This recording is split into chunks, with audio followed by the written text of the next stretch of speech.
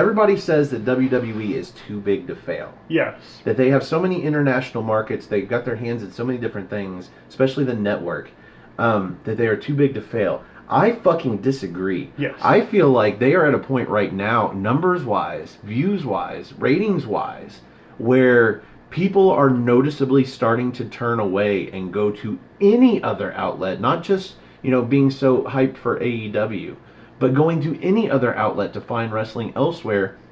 And here's the thing about wrestling. You have to get invested in the product. You have to put time into it in order to garner more entertainment from it.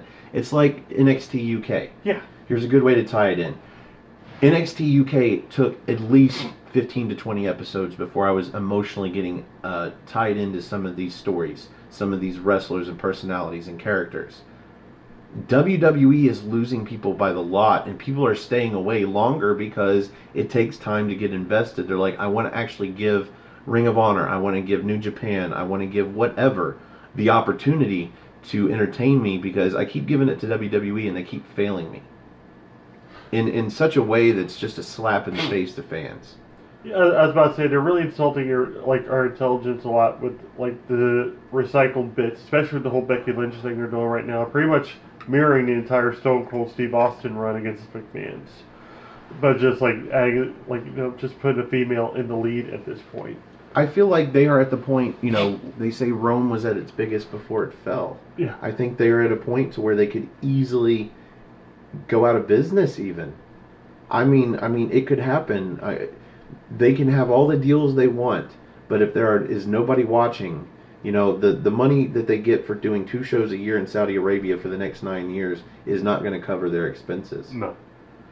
What do you think, Noah? How do you save the WWE? Oh, man. That's really hard to think about at this point, because they are extremely struggling to not only keep the appeal of their current fan base, but to make new fans as well. With so much out there anymore as options, you're tired of the same rehashes from the 90s and such. It's really hard to say. I feel like the biggest saving grace right now with WWE is NXT. Everyone's happy to be there. Everyone loves working there. If you look at the exclusives from the Performance Center channel, you see that passion. You feel the emotion. Yep. You feel the investment in the NXT product. Just from the cameos I've heard from Aleister Black, Casey Catanzaro, Candice LeRae, and beyond, Eric Bugenhagen. Greatest job ever. I mean, the greatest jobber ever. NXT is the greatest thing right now under the WWE banner, but can it save WWE alone? I don't think so. I honestly feel like to save WWE, you really need to take a risk. You need to be a little more edgy. You need to encourage a little more individualism while incorporating some current day themes with casuals.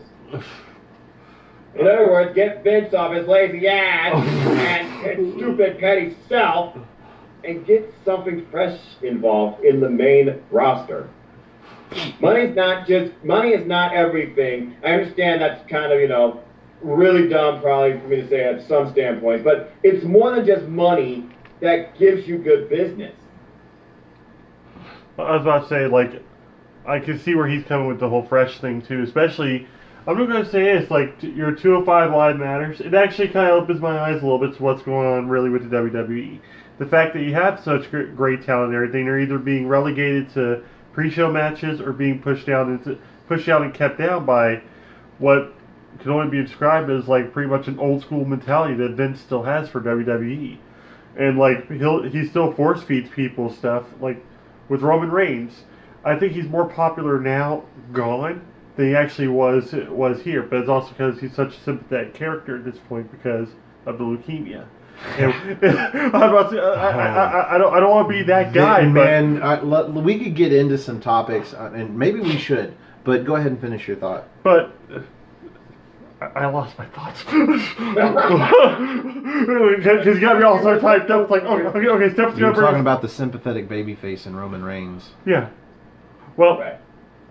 Even then, anybody else he's tried to put into a main event picture, and it just hasn't even been working out, and just hasn't gelled, and he starts getting pissed off, and like either buries that talent or just puts him in a nonsensical feud that nobody really wants to watch. It always blows up in his face because inevitably his main event, the face of the company ends up being a very PG face. Yeah. And people lash back because they're used to the face of the company being like a Stone Cold or The Rock or even Hogan, and WCW ruined that form. WCW started a want in the wrestling community for a badass main event champion heel that is unapologetic, and Hogan was that. And he was especially was that because he went to Hollywood Hogan from such eat your vitamins, say your prayers. It was like that. And it turned that love you had for a character into hate, but it was mixed with love. So Triple H comes in with NXT and NXT UK, as many of the big faces that he's created as he can. And you have two stories. You have the physical story of the wrestlers themselves invading the company, trying to take over both Raw and SmackDown. You also have the business story, the backroom story of Triple H trying to overthrow Vince McMahon in power and actually take control of the company and make it look like it's breaking kayfabe to where it looks like he really is trying to throw the old man out because he's ruining. And this could happen as soon as 2020 because once Vince starts spending his time with the XFL, this would be perfect. This is the kind of thing that you could bring to a board of trustees or board members on the WWE Stock Exchange Board or whatever the fuck they have. You could bring this case to them and say, look, he is going to ruin this business because he's taking on too much, and you need to give the power to somebody like me that knows what I'm doing that can keep him from ruining us. Yeah. Oh, this could be great. That'd be wonderful. It could be great. It'd be absolutely incredible. I feel like this would be like the perfect ending to that whole Keys to the Kingdom storyline they started when Shane and Stephanie came into play about, who's going to run either brand, blah, blah, blah, blah. I would go even further. The brand either merging together slowly or still being split with this whole Fox movement coming up. I feel like this would be perfect going into 2020, if not starting just after the WrestleMania in 2020. Yeah, I feel like this could be the story that could get old wrestling fans back into it, but also entice new wrestling fans because it's something different, something cool. You see something that bridges that entertainment versus real life when you tell the story of Triple H really trying to take over the company, and you can emphasize that. As soon as he gets the reins, have him terminate the deal with Saudi Arabia. Nobody wants that shit anyway. No. Just say, you want proof that this isn't just kayfabe? We are now no longer doing any shows in Saudi Arabia until we can do them both with women and both with gay characters and shit like that. We have demands. If you can't just say you're progressive and not be progressive. Until you are progressive, we're not coming back. I mean, can you imagine the PR that would garner WWE? People would start looking into the product because they saw it on the news and they saw that there's some crazy shit going on, this shakeup of the company, and they'd be like, oh, I remember that. I wonder if this is going to be a better product than what drove me away from watching wrestling. Yeah. Could be great. You keep on saying progressive, and it keeps on bringing to mind Progress and Evolve, because if they do it this way also, they could pretty much almost drain the NXT pool and just bring in even more talent from indie companies that they're already affiliated with, like Progress and Evolve. Have that be a story in its own on the NXT and the NXT UK brand, where you find that they are hardly able to keep up with programming because they don't have enough wrestlers, so they have to start hiring all these people, and then you have Progress and you have these independent companies that are suddenly getting drained of their best talent again. Because these, and not because they're necessarily like actually trying to go in and drain their talent. It's just those talent are seeing this opportunity to get onto the big stage of NXT, and they're leaving. They're like, anybody can make it now because they need everybody. Yeah, and that'd be like, that's set for some really cool. I think some good TV too. Just have it like winner gets a contract for NXT. Like, don't even make it a ladder match or anything. Just actually make it a match that, like, the winner of the match gets a contract to the company. The loser... You don't even need to make it like a battle royal. It could be like a gauntlet match. We have these different talents from these different promotions all gunning for that contract. And the last person standing wins. We already know Triple H is planning global localization with other wrestling promotions to build other NXT brands. Rumor has it he's currently working on NXT Japan. Here's what you do. You have the wrestlers from the local promotions that decide to go to NXT and NXT UK to fill in those spots, getting blocked by the ones that refuse to leave Progress and promotions like that. And then that spills into the ring, and somehow you have the new NXT versus Progress, or the new NXT versus Ring of Honor, or the new NXT versus whomever. You open your borders, and you allow these people to not only work for NXT and NXT UK, but whomever they want to. That way you can keep those name values out there, and you can have this feel more like an independent company, because independent companies share wrestlers. Yes. They book who comes into town. Or they book people that have openings, but they're not like, oh, you can't wrestle here or you can't wrestle there. We're just going to take you when we can get you. It's not like the territories back in the day. Correct. So, it's much more flexible. Hashtag defend indie wrestling. Yes. I think there's a lot that can be done with a storyline like that. However, short of Vince McMahon dying, I don't see anything that can be done. I think this is a sinking ship, because they looked like they were going to try. They said, we've been doing badly, and now you're the boss, and we're going to listen to you, the fans. And suddenly, and like the meme says, suddenly Triple H is like, they don't matter. They're starting to sound more like a boyfriend beats his girlfriend or something. It's like okay, we're gonna try something new. Yeah. Yeah. People power 2.0. And 4 weeks later, they go right back to. I was about to say they went right back to garbage. They're smacking the fans around, man, and we're not going to put up for it too much longer. There are lifelong fans. I am a lifelong fan of WWE. It would take something drastic for me to stop watching, but it could happen. Yeah. I probably would still watch NXT and NXT UK. I don't stop watching, but I certainly don't only watch it. I'm well aware of what else is going on outside the WWE banner, beyond New Japan Pro Wrestling, beyond Ring of Honor, beyond Impact, beyond AEW. There is a ton of different wrestling out there that really can appease you if you are getting tired of the WWE product. Because let's be honest, guys, WWE product is starting to drain us. If it wasn't for NXT and NXT UK, who knows where their fan base would be at this point? And 205 Live. So I think WWE absolutely could fail. Yeah. And I don't think there's any company that's too big to fail, honestly. But in this case, it kind of had its market cornered. But the fact is, the wrestling world is so small now, because you can watch practically any promotion anywhere. Online. On your phone. Yeah. So, you know, they have their... I'm sure there's promotions, like backyard promotions, that show their matches on Twitch and shit. Yeah. You know? Like, you can watch anything you want to anywhere on your phone. And WWE does no longer really has the market cornered, I don't think. I think Vince is still stuck in the time where he, like, you know, he put WCW and ECW out of business. He's still in that frame of mind that there's no other company.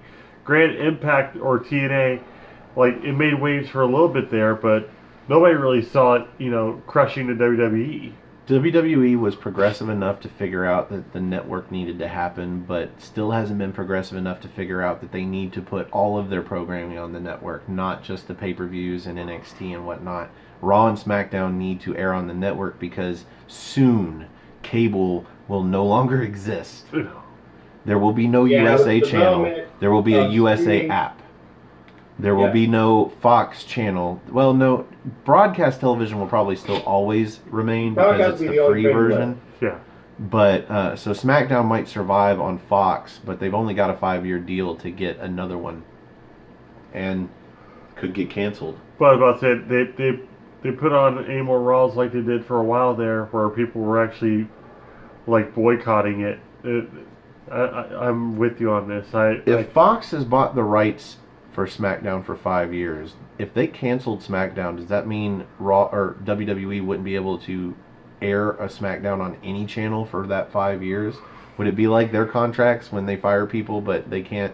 The no-compete clause? Yeah, would they have a no broadcast clause for that 5 years? I would think so, but that would be hilarious. I would believe Vince, with how petty he would be, but how much money he would just have probably lying around, he'd probably try and buy out that contract. And he probably would. They'd create a new show. They'd create a new show. Oh, they completely abandoned SmackDown. That would be cool though. Maybe they'd be like, well, fuck it, let's just bring back the WCW brand, give them a show on a different network, and there you go. Something that, Yeah.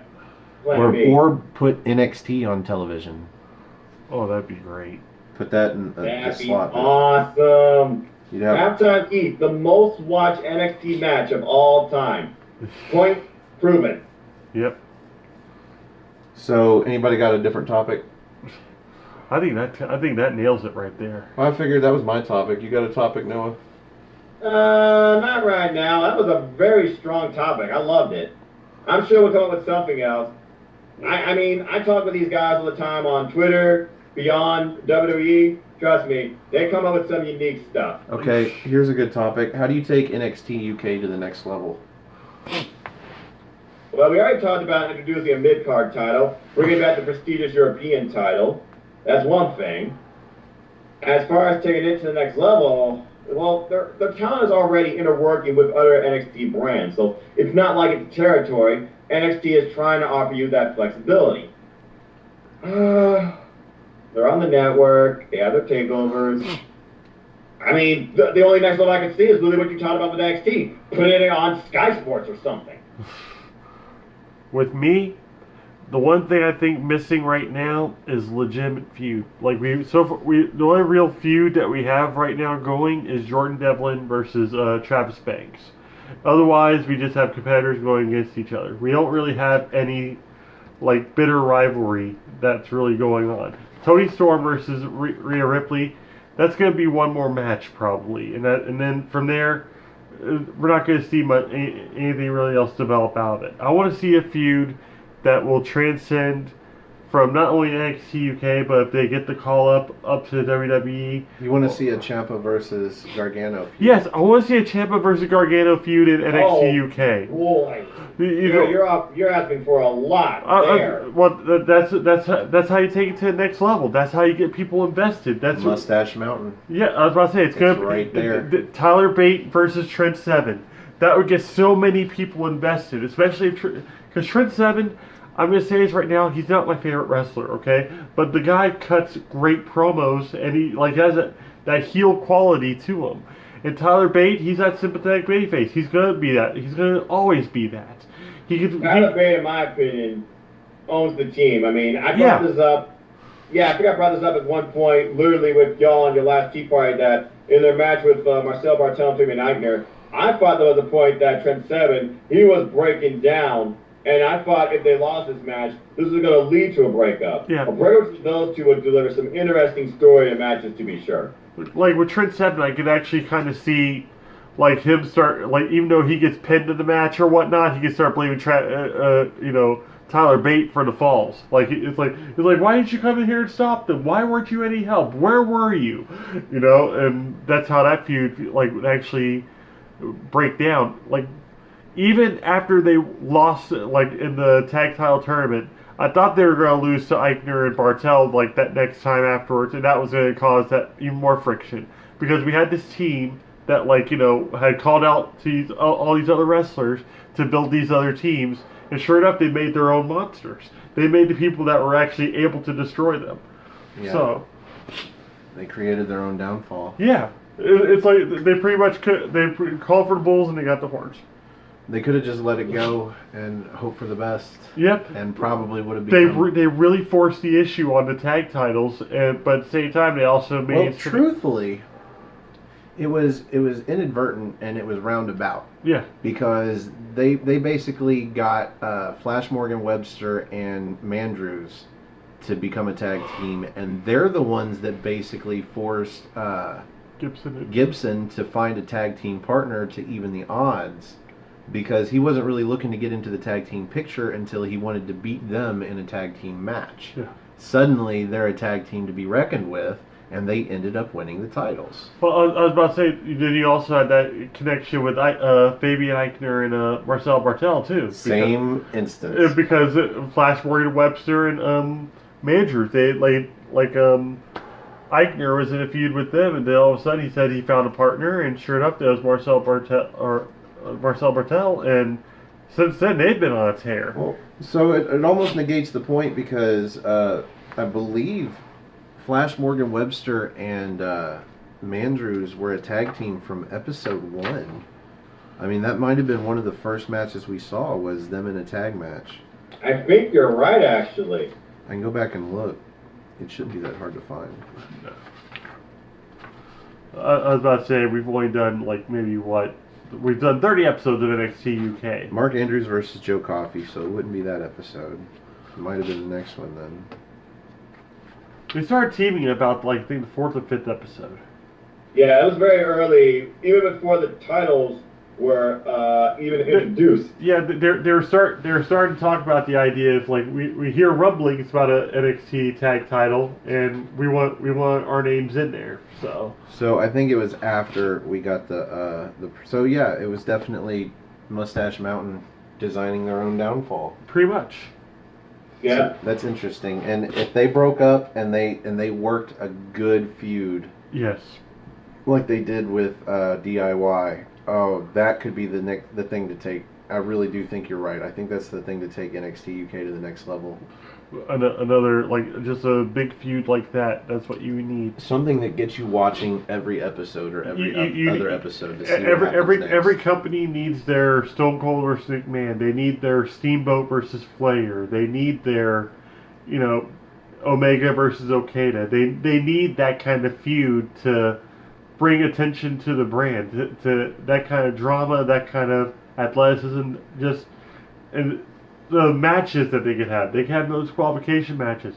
Hell, bring back a dog collar match between those two, because that would just be so vicious. Vince used to know this. Vince knew this because when Stone Cold got taken out for a year after being hit by the car by Rikishi of all fucking. Right. I'm a bad man. So, it transitioned for The Rock. Triple H basically took that role, and that was when he ended up marrying Vince's daughter and sending him packing for the McMahon-Helmsley era, and they got some good television out of that. Oh, yeah. And so McMahon used to know this, and I would think Triple H should remember this. And I have to wonder if Gargano versus Ciampa becoming as hot as it was an accident or not. But somebody in NXT UK has got to be working on this kind of feud. Gargano and Ciampa, you didn't really, like, I think it's the fact that you're so used to seeing them as a tag team, and that's why I think the whole Mustache Mountain breaking up thing would work out. Because individually, if you look at Ciampa and Gargano back then, you didn't really see them being, viable, even world champion contenders like they are now. But like it was after they got separated, and there was that viciousness between the two that people were like, "Wow, this is good television." Yeah. Or like these guys could be champion. Or these guys could actually go for main title runs. And so now we finally get both of them as champions, and there's that satisfaction there. But at the same time, like, you still see that feud. You still see it between them two. You see Ciampa pretty much like, okay, me and Gargano are cool. And Gargano's like, dude, not even close. What are you talking about? So Gargano's indifferent. He's so delusional at this point, so wrapped up in the fact that he's got a belt, that either he's going to drop a belt or Ciampa's going to drop a belt, and that's when the feud's going to reignite all over again. I don't know. I hope they get back together as a heel tag team and then both lose the belts before they get called up, but, whatever. Well, we got NXT TakeOver Blackout, as they're calling the next TakeOver event, at WrestleMania weekend. Blackout? So, I have to imagine you're going to have both Tommaso Ciampa and Johnny Gargano involved. As far as either a team or opponent, I feel more likely it's going to be opponents. Follow me with this. Okay. Do you think they're calling it Blackout because it's going to be Aleister Black's last NXT performance and he'll get the call-up after WrestleMania? I wouldn't be surprised. That wouldn't surprise me. Like Blackout, just think it's right under your nose, right there. It's like Aleister Black out, pretty much. So I'm curious to see the storyline reason why they do call it Blackout. That seems odd. Yep. Well, maybe you don't want to call it Brooklyn 5. Where's it taking place at? New York. New York. So they don't call it New York Blackout. Imagine New York in a blackout. Oh boy. Okay, so I actually posed this question to Aaron Rift. I don't think he ever answered it. But Hideo Itami, aka Kenta, left the company, got his release. Do you think he's going to go to AEW? Do you think he's going to go back to New Japan? Where do you think he goes from here? AEW is working with Oriental Wrestling Entertainment. I can't recall Kenta ever working with that company. I honestly feel like Kenta would go back to Japan. Yeah, it seems like he could easily go get a short-term contract with New Japan and just wait for an opportunity with AEW that made sense. Especially since New Japan's trying to replenish their talent pool. Oh, yeah.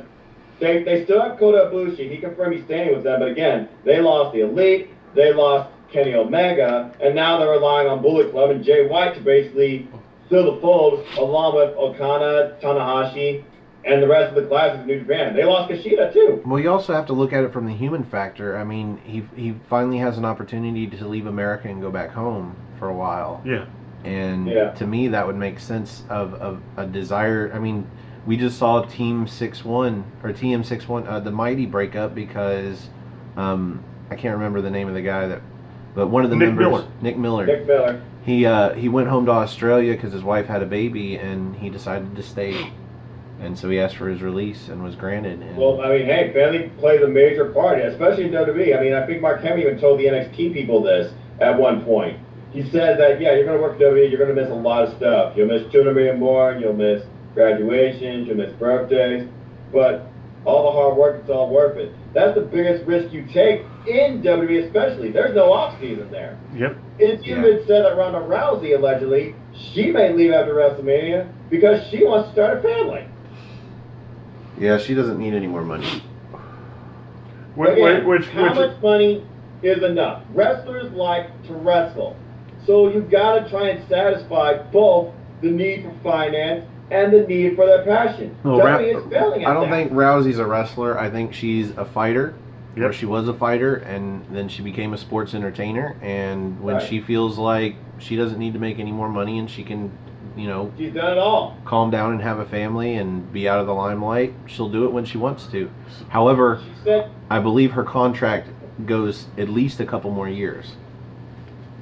Well, that I was about to say that's going to be the other contributing factor for me because if she does leave after WrestleMania or is granted her release and is able to leave, where does that leave the other three MMA horsewomen?